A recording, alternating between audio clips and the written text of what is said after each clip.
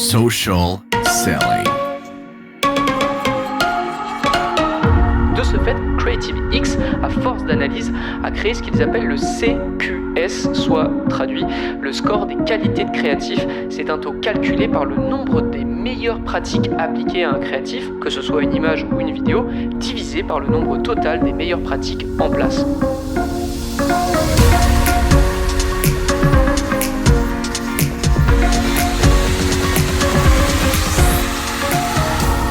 Mon nom est Antoine Gagné, au nom de toute l'équipe de G7 Media. Je suis très heureux de vous avoir avec nous aujourd'hui pour un nouvel épisode de Social Selling.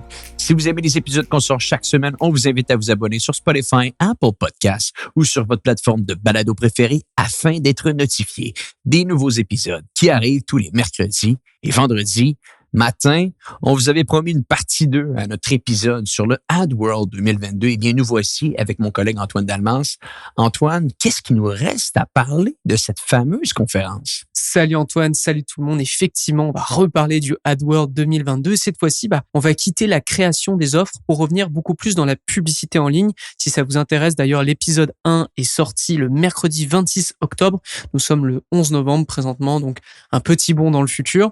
Et c'est la conférence d'Anastasia Leng, CEO de l'entreprise Creative X, qui nous vient avec une étude superbe d'ailleurs qu'on peut retrouver directement sur son site. Je te pose d'ailleurs la question, Antoine, tu connaissais Creative X avant ou pas? Il y a tellement de prestataires et d'agences que non, je connaissais pas, mais je vais définitivement aller jeter un coup d'œil. Ah, je t'encourage. Alors, pour vous dire, l'étude en question, elle pourrait se traduire par les insights d'1 million de publicités, d'1 milliard de dépenses et d'1 trillion d'impressions, si quelqu'un sait encore ce que ça veut dire. En fait, pour vous donner un peu la direction de l'étude, Creative X, c'est une entreprise qui est dans l'analyse permanente des créatifs via de l'intelligence artificielle. Elle travaille avec Meta, Google, Amazon et d'autres groupes tout autant gigantesques. Et Anastasia, elle part de deux faits. D'abord, le volume des créatifs produits a explosé ces dernières années et la qualité n'a pas pour autant suivi. C'est sûr que ça a explosé parce on sait que le ad fatigue, c'est quelque chose qui est très présent et puis les tendances publicitaires bougent en permanence, donc il faut s'adapter et du coup créer beaucoup de publicité. Et ensuite, par rapport à un Meta ou un Google ou un Amazon, chacune de ces plateformes a ses règles immuables concernant la qualité des publicités. Je pense aussi même à YouTube ou même à des annonceurs directs qui ont leur propre charte de bonne publicité, mais elles sont souvent contradictoires les unes aux autres. De ce fait, Creative X, à force d'analyse, a créé ce qu'ils appellent le CQS, soit traduit, le score des qualités de créatif. C'est un taux calculé par le nombre des meilleures pratiques appliquées à un créatif, que ce soit une image ou une vidéo, divisé par le nombre total des meilleures pratiques en place. Donc voici le résumé de ces 5 meilleures pratiques universelles, peu importe les plateformes sur lesquelles vous êtes. Tout d'abord, vous avez l'attention. Est-ce que votre publicité est pensée pour attirer l'attention? Pour la calculer, par exemple, avec une vidéo, ça serait sur Facebook et Instagram, les 3 secondes divisées par impression, c'est le temps d'un hook en Facebook Ads. Pour TikTok, par exemple, ça serait 1 seconde divisée par impression. Ensuite, vous avez l'efficacité. Est-ce que votre publicité est bâtie pour un seul objectif, montre un seul appel à l'action et ne se noie pas justement dans les propositions diverses?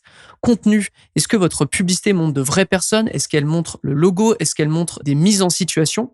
Ensuite, est-ce qu'elle utilise le son? Parce que votre publicité maintenant doit fonctionner sans le son, mais doit être encore mieux avec. Et j'en veux pour preuve Antonia Rakoto, qui est toujours d'ailleurs directrice de la création chez G7 Media, et qui était venue sur Social Selling nous dire qu'il fallait de nouveau penser vos publicités avec le son depuis l'avènement des Reels. Et c'est pas pour rien du coup que ça fait partie des meilleures pratiques. Et dernière meilleure pratique, contenant. Est-ce que votre publicité est adaptée à sa plateforme de diffusion, à son emplacement même? C'est-à-dire que votre publicité sur TikTok n'aura pas du tout le même accueil sur YouTube.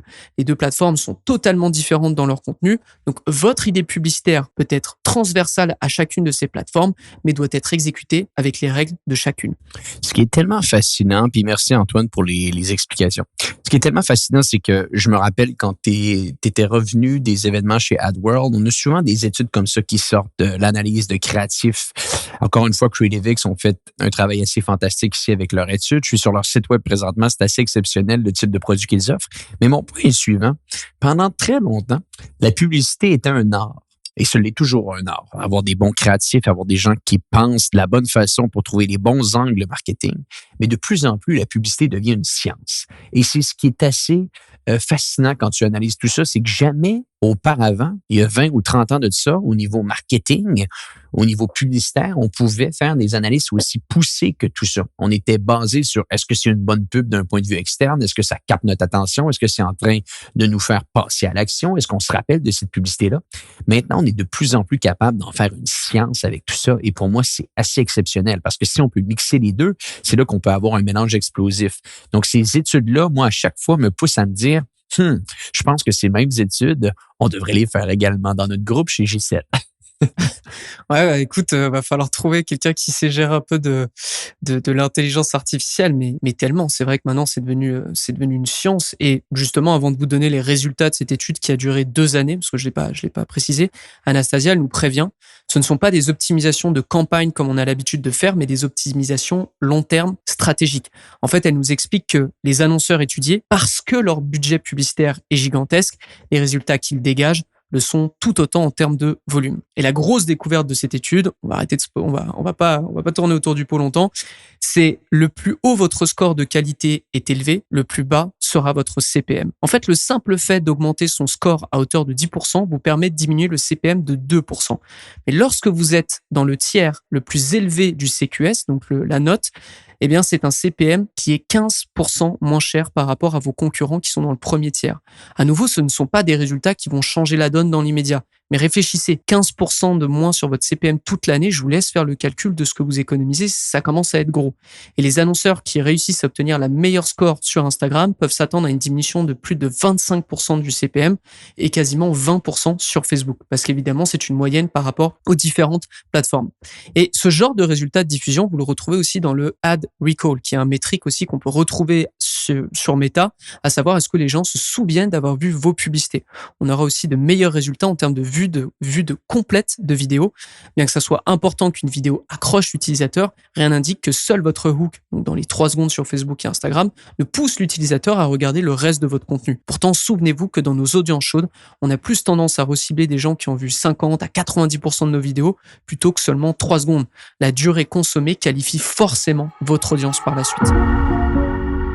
À tous les auditeurs du podcast Social Selling, j'ai une question pour vous. Aujourd'hui, est-ce que vos campagnes Facebook Ads fonctionnent à la hauteur de vos attentes? Est-ce que malgré les tests que vous faites, vous blâmez encore iOS 14 pour vos résultats à la baisse? Dans la dernière année, chez J7 Media, on a redoublé d'efforts dans nos tests et on sent une nette amélioration avec les campagnes de l'ensemble de nos clients. En plus de campagnes Facebook Ads, on a également amené à notre agence des services en publicité Google afin d'intégrer une approche multicanale à notre stratégie. Un département email marketing possédant la certification Platinum offerte aux agences premium chez Klaviyo. Un studio vidéo orienté sur la création de contenu natif et plusieurs autres services vous permettant d'accélérer votre croissance. Donc, si vous désirez un nouveau partenaire pour terminer l'année en force, on vous invite à vous rendre au www.j7media.com/social selling. Donc, je le répète, J, le chiffre 7, média au singulier.com, SOCIALSELLING, ou encore écrivez-moi directement en privé sur LinkedIn. Et je me ferai le plaisir de personnellement discuter avec vous afin de savoir comment on peut vous bâtir sur mesure une analyse de vos efforts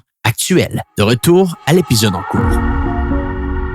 Juste de voir les impacts que ça peut avoir sur les CPM m'impressionne beaucoup. Parce que souvent, on considère que le CPM, ça l'est, soyons honnêtes tout de même, là, que c'est uniquement relié à des facteurs externes. Ça l'est plus souvent qu'autrement, mais de voir que ça peut être impacté par des actions qu'on pose, c'est toujours intéressant. Et c'est des questions souvent que les gens se posent. Comment ma publicité peut me coûter moins cher? Au final, les gens chez Meta nous l'ont dit, si la publicité est de meilleure qualité, habituellement, on risque d'avoir à payer notre publicité moins d'un prix moins élevé. Donc, intéressant de voir que Anastasia, avec son étude, va dans cette voie. Et ça sera pas drastique, encore une fois, c'est vraiment, ça va être... Bien sûr, 2%, voilà. c'est... Ouais, voilà. Ouais. Mais c'est juste qu'à long terme, c'est des sommes colossales que vous allez économiser. Et je reviens vraiment sur les 5 meilleures pratiques. c'est pas sorcier, hein, puis c'est pas compliqué, je trouve, à mettre en place. Donc vraiment, pensez-y. Je vais vous mettre dans tous les cas l'étude ou le site de CreativeX sur les notes de l'émission pour que vous allez regarder de votre côté. Ensuite, je voudrais parler d'une tendance générale en publicité. On va passer à d'autres conférences. Je vais pas parler d'une seule présentation, mais plutôt de cette tendance que j'ai pu observer. Et c'est important de l'appuyer car on a déjà fait le test en fait chez J7. C'est un test que on retrouve dans les squads Facebook Ads et j'ai nommé la Sales Page. Comprenez que lorsque vous renvoyez sur votre boutique en ligne, le trop grand nombre de choix, de boutons et de possibilités peut être un véritable frein à la conversion. C'est pourquoi un marketeur très connu du nom de Nick Sharma, CEO de l'agence Hooks, nous invite à utiliser des pages dédiées pour que votre expérience soit linéaire, donc qu'il y ait moins de choix, que le site avec toutes les portes de sortie que ça offre. Et d'ailleurs, pour les squads Facebook Ads, ça avait donné de très très bons résultats. Et voici les éléments qu'on doit toujours retrouver selon Nick dans votre page de vente. Vous avez ce qu'on appelle la Heroes Section, dont on parlera un petit peu plus tard, avec un titre, un sous-titre et une image. Ensuite, une section qui explique votre produit, sa raison d'être. Une section qui explique votre histoire, pourquoi vous êtes pertinent et qualifié à proposer votre produit. Une offre. Ensuite, un tableau de comparaison avec d'autres offres similaires. Et là, on se retrouve dans l'épisode précédent du AdWorld où j'expliquais que c'est quelque chose qu'on retrouve énormément dans les tunnels de vente américains, mais qui sont tellement impactants quand c'est bien rédigé. Ensuite, un formulaire pour capturer le lead si la personne ne convertit pas tout de suite. Et encore, je trouve que c'est une excellente idée parce que si la personne n'achète pas, elle quitte. Mais si vous lui proposez autre chose pour juste garder son lead, la vente n'est pas terminée en fait. Ensuite, des appels à l'action régulièrement disposés sur la page et beaucoup de preuves sociales, que ce soit des avant, après, des témoignages, l'utilisation de Trustpilot, etc., etc. Et ce qui est intéressant, Antoine, c'est que si on revient à notre fameux pacto qu'on utilise beaucoup chez J7, donc notre technique pour optimiser des comptes de publicité, des comptes en général, donc pacto veut dire paramétrage, audience créative, tunnel de vente et offre. Et ce qui est intéressant, c'est que dans l'épisode d'aujourd'hui, on discute d'un sujet qu'on a eu dans la J7 Academy. Il y a littéralement une journée de ça, donc je pense qu'on a fait ça le jeudi 20 octobre, où est-ce qu'on dirait qu'avec nos académiciens, on analysait une page de vente et on avait fait à peu près la même analyse qu'Antoine faisait, que mentionné dans les différents points qui étaient importants sur une page de vente. On avait fait la même analyse pour un compte client de notre académie, des gens de l'académie en direct. Et ce qui est intéressant, c'est qu'on était rendu au T du pacto là-dedans, donc le volet du tunnel de vente. Et ce qu'on disait aux membres de l'académie, c'est que tous les points que vous avez à ajuster dans votre page de vente, ben comprenez que ces points-là, par la suite, peuvent également se transformer en publicité. Moi, c'est ça que je trouve formidable, c'est qu'on est capable, si on part du travail qu'on fait sur notre fondation, notre tunnel de vente, on s'entend, c'est la fondation de notre campagne de pub. Eh bien, si sur notre page de vente, sur la fondation de ce qu'on est en train de faire, on a une section qui explique le produit, sa raison d'être, une section qui explique l'histoire, une offre, un tableau de comparaison avec d'autres offres similaires. Ça, c'est littéralement des publicités. Ça, c'est littéralement des publicités que vous pouvez créer là-dessus. Donc, juste de penser à ça aujourd'hui, de se dire, quand vous bâtissez votre tunnel de vente, quand vous allez à la base, à la fondation même de votre pacto, quand vous bâtissez votre offre avec ses bonus, quand vous pensez aux objections de votre offre que vous essayez de régler, de mettre des solutions à ces objections-là, quand vous pensez à tout ça et au point également que vous mettez sur votre page de vente, regardez le tout par la suite avec un peu de recul et considérez, vous allez le considérer par vous-même que vous êtes capable de créer des publicités avec le contenu que vous avez devant vos yeux. Donc, je crois que juste de garder ça en tête pour n'importe quel marketeur, ça peut excessivement être utile. Je suis tout à fait d'accord. Dès que vous avez quelque chose d'impactant dans votre tunnel de vente, pensez-y en fait, est-ce que je peux en faire une publicité? De manière générale, comme tu as dit, ça peut être votre tableau comparatif, ça peut être un schéma qui se trouve dans un de vos contenus, vous l'utilisez directement sur votre publicité au lieu de juste montrer, je pense notamment au lead magnet, on avait testé ça, on avait montré ça dans les squads Facebook Ads, mais on essayait de pousser un lead magnet, donc on montrait la première de couverture en disant, hey, venez prendre notre lead magnet. Ça marchait plus. Et en fait, le truc qui a débloqué la situation pendant bien 6 mois, je pense, c'est qu'on a ouvert le lead magnet, on a trouvé un schéma qui était assez évocateur, on a fait un screenshot, on l'a mis sur nos pubs, et bam. Et du coup, on apportait plus de valeur, on attirait plus l'attention, je trouve. Sérieusement, puis quand on revient un peu à la discussion qu'on a eue plus tôt aujourd'hui, Antoine, où est-ce qu'on disait la publicité dans le passé est un art, ça l'est toujours, mais de plus en plus, ça en est une science. Il y a tellement de techniques comme ça qu'on est capable de mettre en place pour créer de la publicité publicité, c'est-à-dire de prendre nos pages de vente, de les dissecter là, littéralement, de prendre des sections, d'entourer ces sections, de se dire est-ce que ça peut devenir des argumentaires pour nos publicités, et ainsi de suite, et ainsi de suite.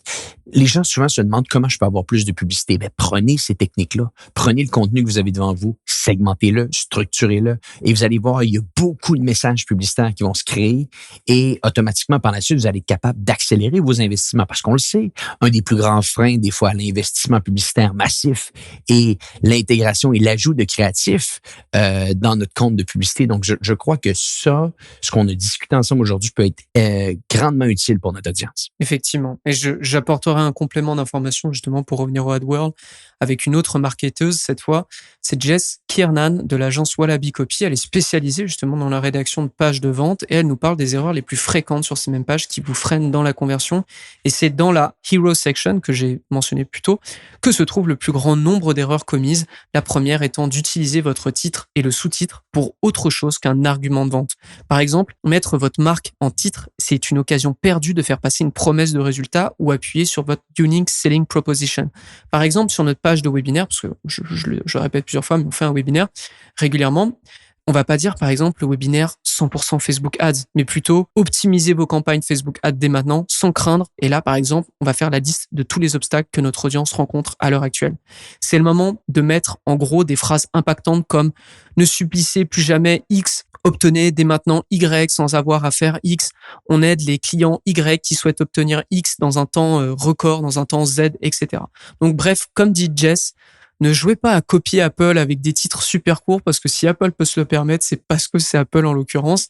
Vous avez encore à prouver, à moins que vous soyez effectivement, à moins que ça soit le directeur de Nike qui nous écoute à l'heure actuelle. Bon, bah effectivement Nike, vous pouvez aussi le faire, mais bon, je pense qu'on s'est compris. Bien sûr. Antoine, toujours fascinant pour le AdWorld, les apprentissages qui sortent de là. Est-ce que tu as des choses à rajouter avant que je te laisse filer? Pas du tout. Tout est bon. On est en novembre, donc le Black Friday approche. Tremblez, marketeurs. Soyez prêts. Antoine Delmas, merci beaucoup d'avoir été avec nous. Et pour les gens qui nous écoutent, on se dit à bientôt pour un prochain épisode de Social Selling. Social selling. Social selling.